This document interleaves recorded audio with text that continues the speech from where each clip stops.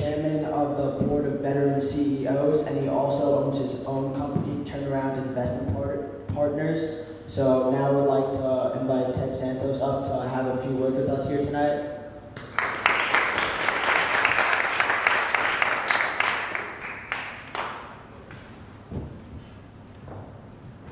How is everyone tonight? Come on, you guys are the leaders of the world. How is everyone tonight? How are you?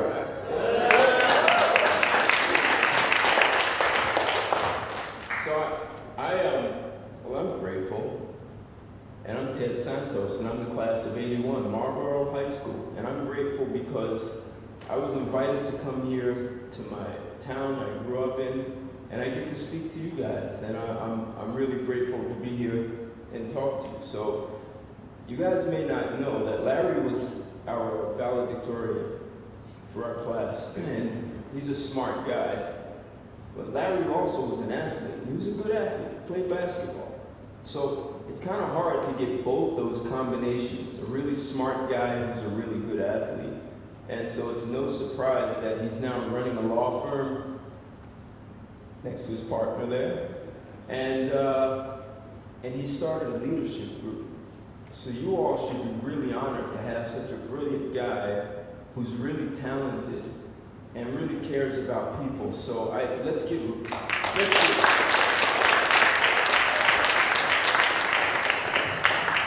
thank you guys. And Jonathan, his father, talk about big shoes to fill. I was here when his dad was the mayor of Marlboro, and I hear you're doing such a great job, man. So thanks a lot for being part of this, and let's give Jonathan a hand also. So now I'd like to talk to you about adversity. And at some point we all deal with that. Just by a show of hands, how many of you feel like you've dealt with a situation that you would call adversity? Just by hands. Raise them up. God, that's a lot of people. So I've got some really good news for you. And some great news. Good news is you ain't seen nothing yet. There's a lot more where that came from. You're gonna see a lot more adversity in your life. The great news is that adversity is going to shape you into amazing human beings and leaders. And what I'd like to talk to you about is how do you use adversity to gain and empower you and really have it be as an engine, a catalyst to give you the kind of power and ambition and drive that you want to get things done in life. So, how many of you, I show of hand, everyone here is in high school, correct? Okay. Middle school too? Oh, interesting. Okay, all right. So, I have quite a few stories to tell you about my adversity and how it empowered me. But some of this stuff, like she just said, it comes as curveballs and you don't know it's coming. So when I was 21, I received a phone call that I had changed my life forever. And I was told that I lost both my parents.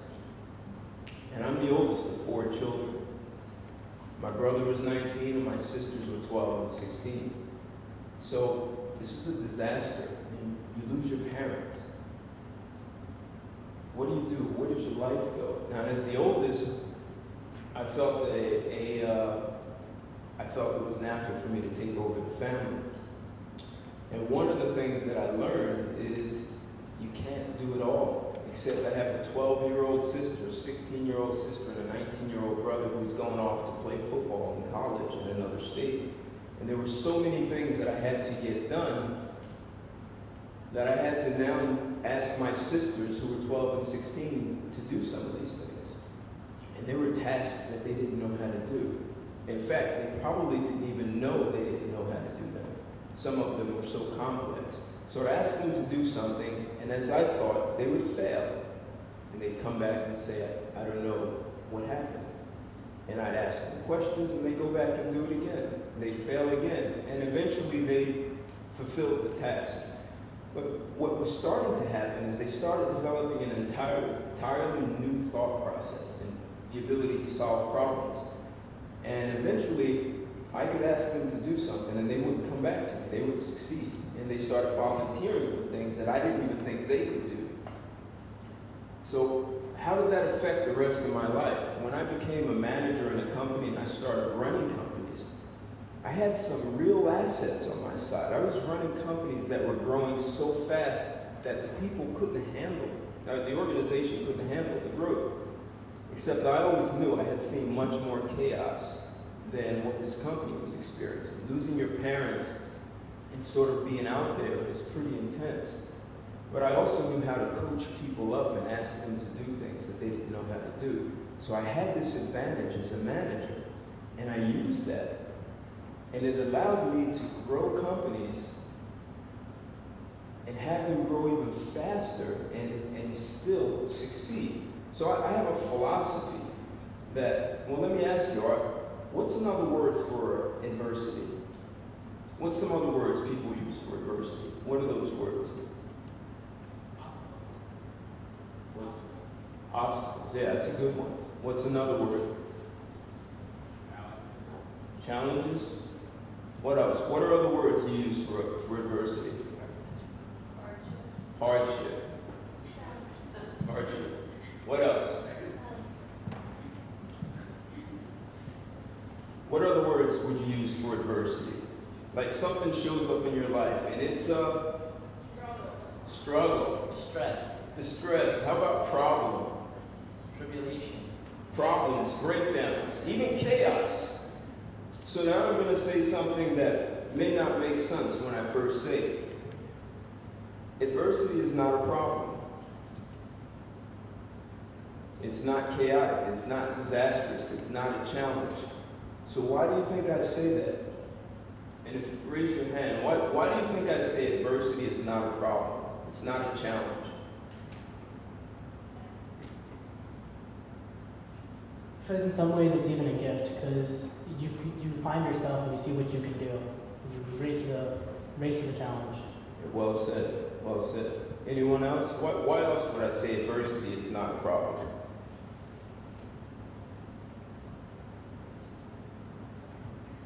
Because it teaches you something you'll need for bigger challenges in your life. Well said. Yep. Give them the mic.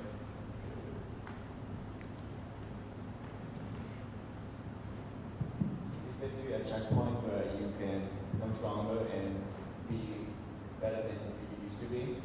Well said. Good. Anyone else? Why is adversity not a problem? Why is it not a challenge? Why is it not a breakdown? Why is it not something wrong? Because it's natural. What do you mean it's natural? Everybody goes through it. Everybody does it. Okay, like everyone has a story about something that happened. Okay, good. All right. Anyone else? Why is adversity not a challenge? You're the leaders. You're gonna see a lot of things that people call adversity. There's different ways to overcome adversity. Say that again. There's different ways that you could overcome adversity. Good. Well said. So I'm going to offer another perspective on why I say it's not. Problems only exist. There's a quote that says something like, problems are not a problem. The only problem is thinking there's not supposed to be a problem. When it shows up, you think it's a problem. So if you could say something happened, for example, I'm holding a pen and I let it go. That's something that occurred. It happened. The way you handle it or the way you see it is going to be completely predicated on your interpretation of what happened. In other words, nothing's a problem until you say it's a problem. So at some point, let's say when we were all 2 years old, tying our shoes looked like a problem. It's very difficult. But when you're 5 and when you're 10, you can tie your shoes. At some point, it's no longer a problem. But it was our perspective of tying shoes that made it very difficult for us. So there are things that you're going to experience in life, and the only thing that's going to make it a problem is your belief that this is more than I can handle. And as leaders, that's going to become critical. Jonathan, you could probably tell them about many things that you've encountered that look like a problem at first, but at some point in your career, it's like, this is easy. Which I'm saying, if you look at it that way, it was probably never a problem. Tying your shoes was never a problem. It was just, you didn't have the practice, the skill, the coordination, or whatever people say they have. So when my parents died, I mean, it's something I wouldn't wish on anyone. As convoluted as it may sound, and I think someone said this, my parents dying was kind of this catalyst in my life where I felt like I had an opportunity for the world to really see me for who I am, the leadership skills. It was sort of an opportunity to spread my wings. I miss my parents, I love my parents, I would never want to lose them. Except I didn't see it as this problem where I couldn't deal with it and I was going to fall apart. So part of what I'm saying is that things will happen in your life, and you'll look at it as adversity. You'll look at it as a challenge, a breakdown, as a disruption in my life. And looking at it from the perspective of, what's the opportunity here for me? What are the things that I'm missing? What are the things that I can learn from this? And some of it you won't see it until later as you get older, and you'll see that you've developed into a person really because of the adversity that happened.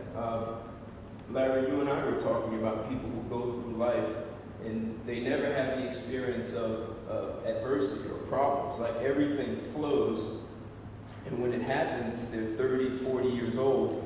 It's very difficult to handle that because they haven't had any practice dealing with tough situations.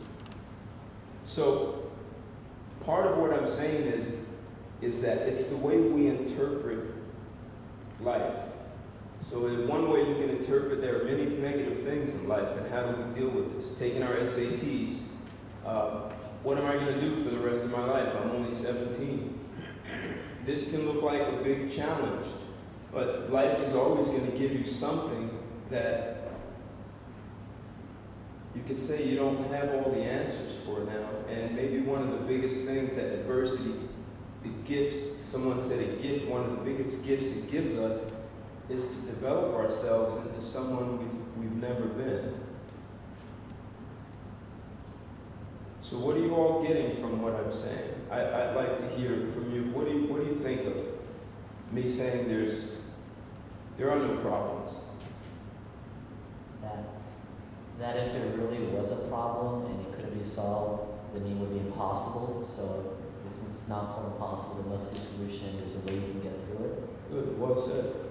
Well said. It's your perspective, partly, that makes it impossible. Like at one time it was impossible to fly a plane. And even the word impossible says, I am possible.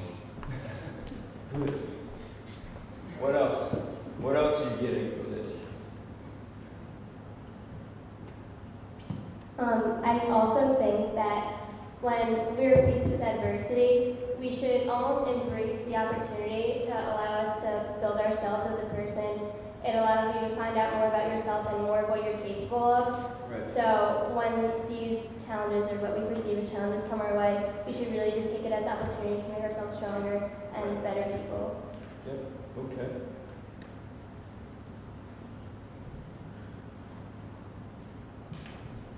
Is this a moment of adversity for you? There's another reason. Sure. Well, I had problems or other problems. It's just the first step towards solutions. Sorry, the mic is not on. That was my first year now. I said problems aren't really problems, they're just the first step towards solution. Good. Tell me more. What do you mean? Oh, okay. Well, I kind of thought that when you're faced with a problem, you're not really faced with a problem, you're faced with a new learning experience, and when you find that solution, you understand what happened in that problem and how to overcome it in the future. You can also learn a lot about yourself. What? Go ahead. I was thinking that everything, no matter what it is actually just an opportunity to advance yourself. Good. Anyone else? Well, I was just agreeing with everything that was said, that if adversity comes your way, you just should make the best of it and see what opportunities you have so you can make a success out of it, or not to go off track and not to do something bad in place of the adversity. Right, really good. It's like never take your eye off the target, right? So you have a goal and there's an obstacle that shows up, but you don't lose focus of where you're going. Easy to happen. Anyone else? I really think that adverse situations are really what you make of them. You could view them as this ginormous hurdle that you may never come over, or you could view it as an opportunity for change and betterment of yourself and a turning point where you can make something good out of something bad. And it's really all what you make of it, and that's really life itself. It's what you make out of life and opportunities, bad or good, perceived bad or good, Right. and what you can make out of all these. Good. Really well said. Well said. Anyone else? Love to hear your thoughts. Microphone. Or does she want to say something? No, let her. Sure. She's good. All right. We have one right here. I was just going to say, anything worth having has a barrier to entry. Say that again. Anything worth having has a barrier to entry, and it won't just come easy. So, Success is not for everyone. Barrier to entry. Yeah, well said. So, one of the things that I set up for myself personally, and you could call it adversity or dealing with uncertainty.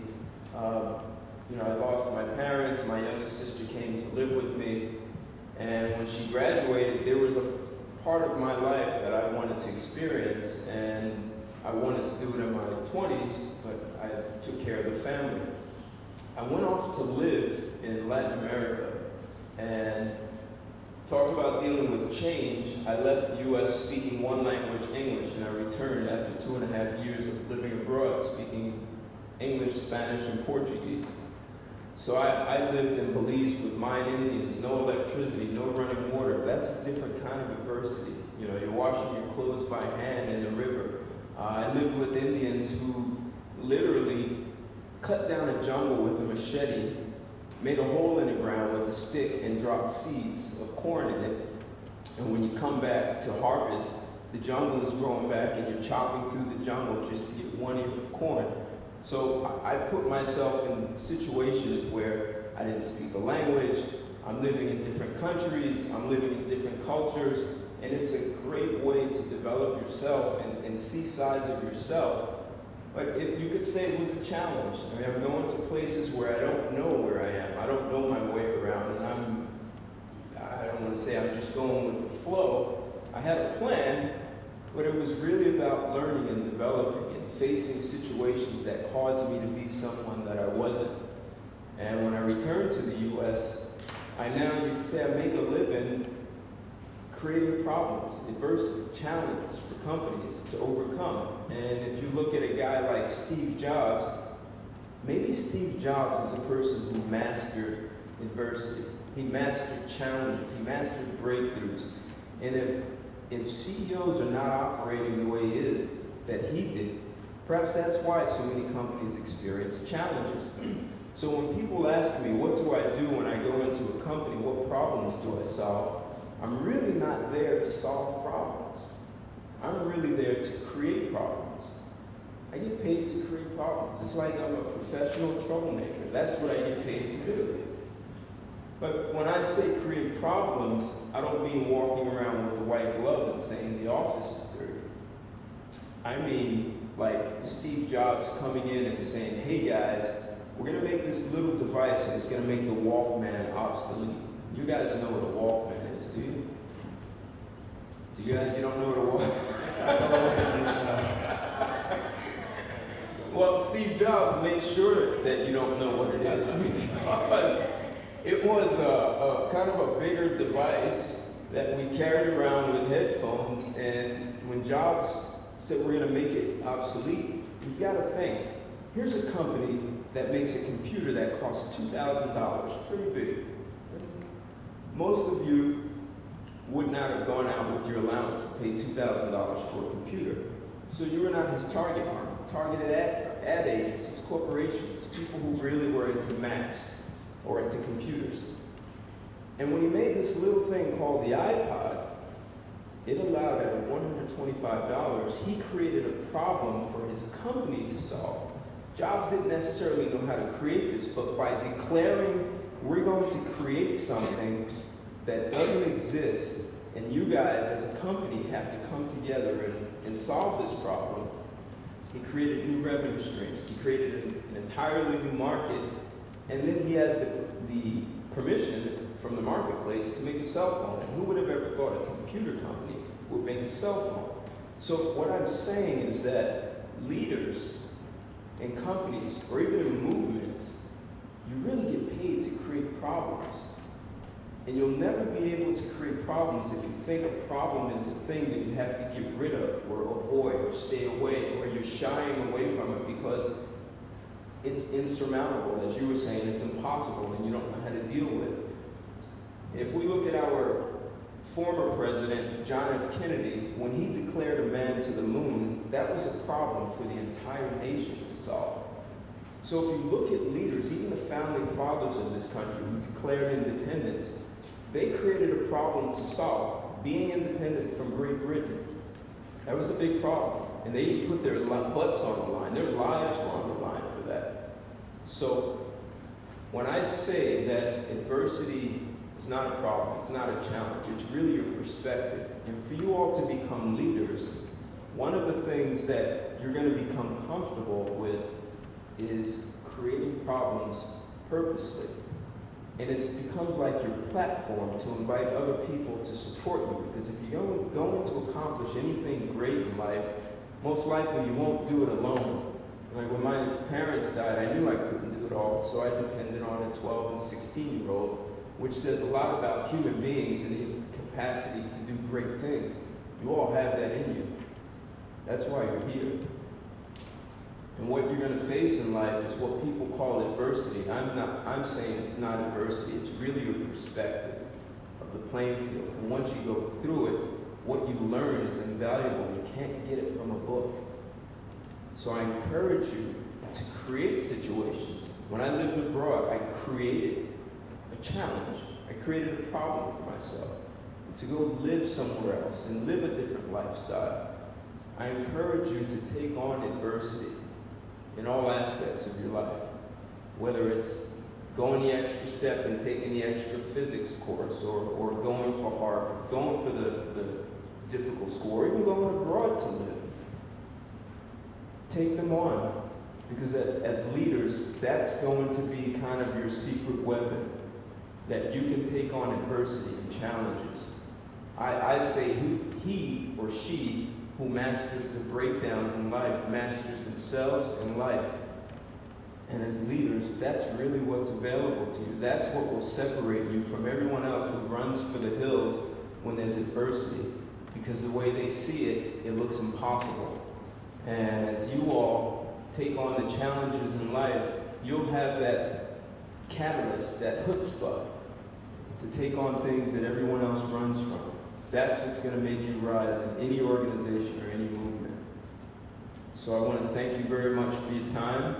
If anyone has a question before I sign out, any questions, comments, something you want to share?